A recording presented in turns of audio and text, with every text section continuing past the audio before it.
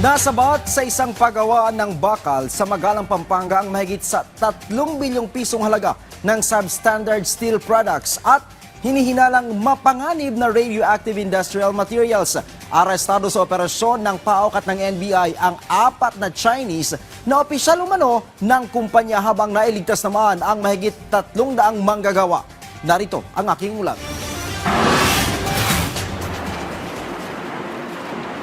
Sinalakay ng mga tauhan ng Presidential Anti-Organized Crime Commission o PAOK kasama ang NBI ang bodegang ito sa Magalang, Pampanga na umano'y pagawaan ng substandard na bakal.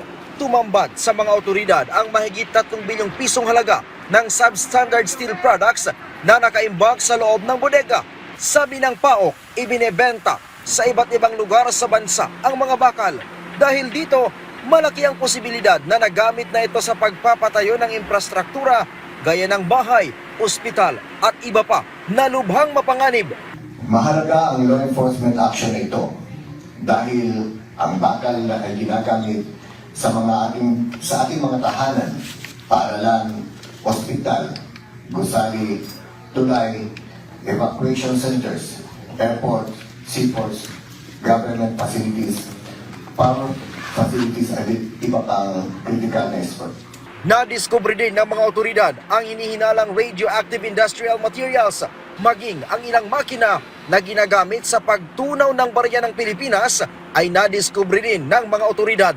These findings raise serious concern involving our national currency, economic security, and the possible misuse of undeclared industrial capabilities.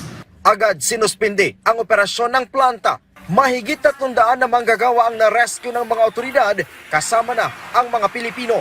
Habang naaresto naman ang 4 na Chinese na mga opisyal umano ng kumpanya. Nasa 10 manggagawa din ang nakitaan ng Department of Health ng suspected occupational radiological exposure. Ang radiation ay hindi nakikita, naamoy o nalalasahan.